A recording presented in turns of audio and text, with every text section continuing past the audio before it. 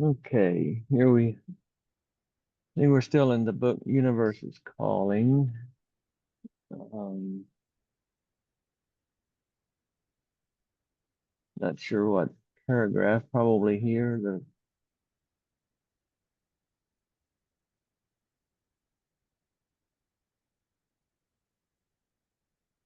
Um, the great yoga master Aurobindo said that it is not necessary to be told how to meditate. He held that whatever you need will come of itself. If in your practice and at all times you are sincere and keep yourself open to the divine force. This should be considered by all those who have gotten into meditation.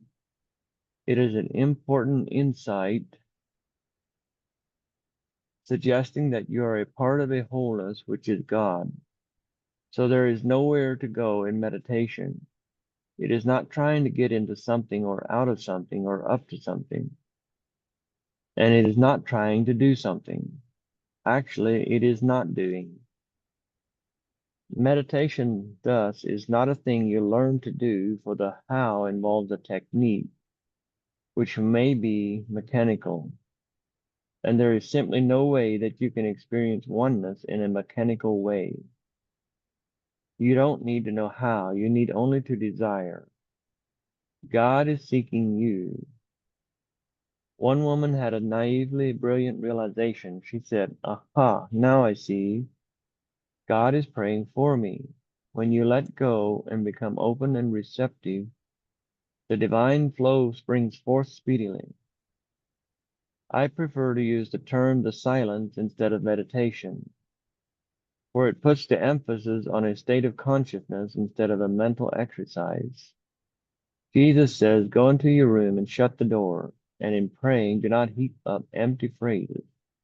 Matthew 6:6-7. In other words, wordless silence. So I have heard him talk about this before. It's,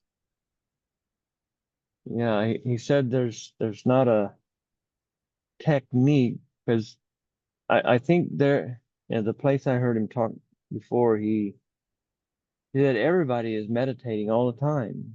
We don't need to be shown how. It's just something we do naturally.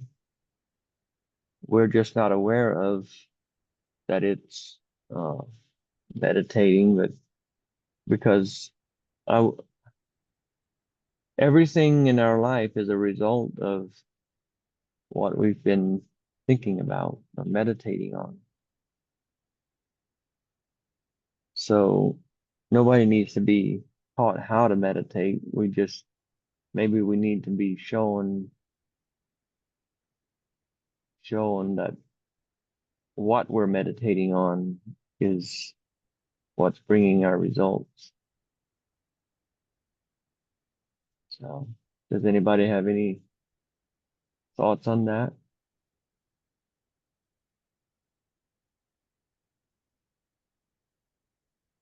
You have anything, Aswartha?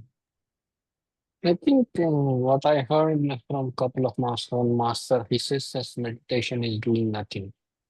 Just simply sit, do nothing. That's called a meditation, he says. Yeah.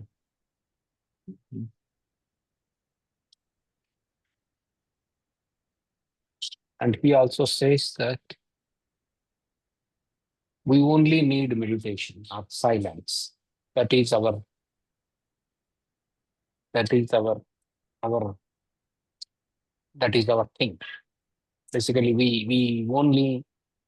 for we basically need only silence. That's why that guy sits in silence for uh, at least 10, 12 hours in a day, minimum to minimum. And means he just goes to meeting and he will be meditating all the time, except when he speaks.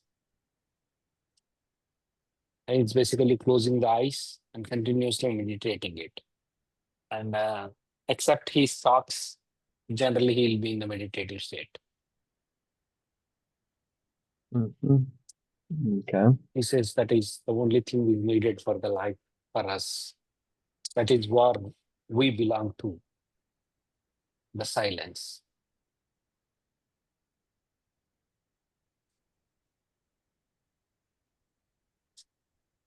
Yeah, he says he prefers to use the term silence instead of meditation. Yeah. Okay, does somebody want to read?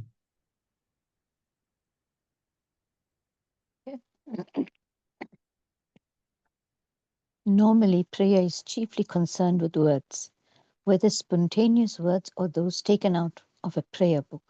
With these, the average person says their prayers. I often say that learning is what remains when you have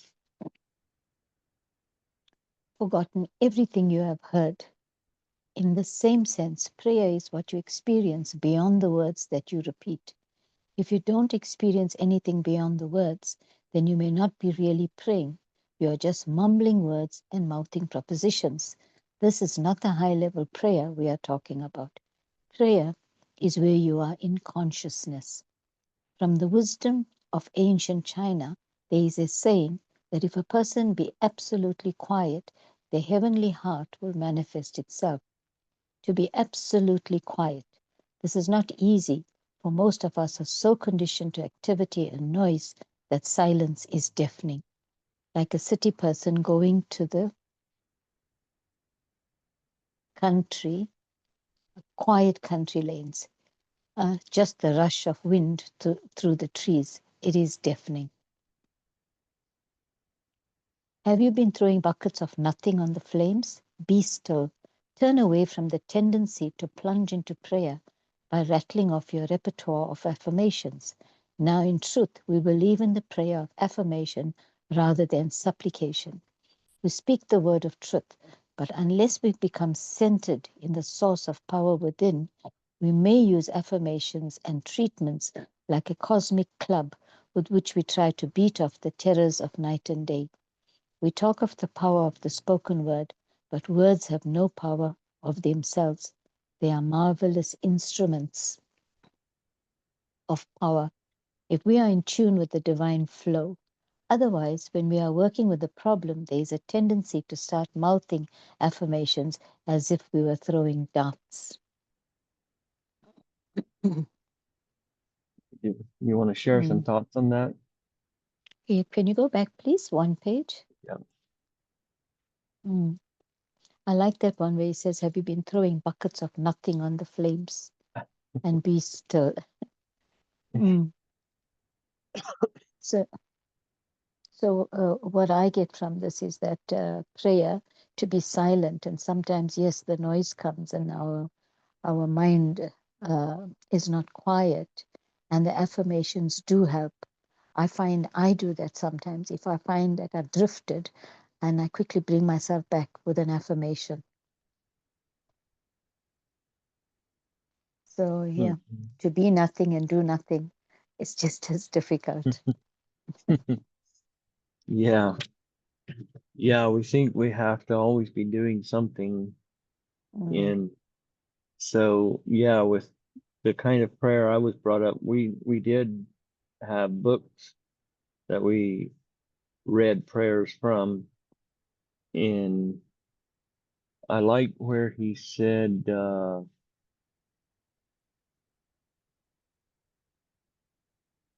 where was it? If nothing,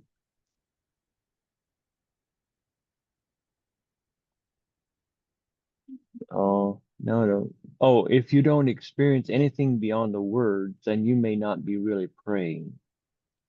So, yeah, if many people just they rush through their prayer and then okay, got to go to work or whatever, and and never actually experience a change or something from the prayer, then it was just and he said words in and of themselves do not have power. So um, it is us who our They are marvelous instruments of power if we are in tune with the divine flow. Otherwise, when we are working with a problem, there's a tendency to start mouthing affirmations as if we were throwing darts. Mm. So I think many people do that, especially in the community we were at, the church we attended, they would often like they believed in like speaking out, trying to oh, I forget the word now. Drive out the devil anyway. They believed in, telling the devil to get out. And it's like I I I got to where it was hard to watch it because I could see the futility of what they were doing, and yet I felt helpless to tell them how futile it is. It was like I learned I had to actually sit here in silence and let it, you know, it's and keep myself in silence and not engage in it. Because if I would have tried to tell them it's not working, I would have just been engaging in it. And it doesn't work to tell someone that it's not working when they're in the middle of it and you try to tell them because they're convinced it works. So uh, I have 6:32. Well, yeah, it's 6:32 Eastern. I'm gonna go ahead and stop the recording.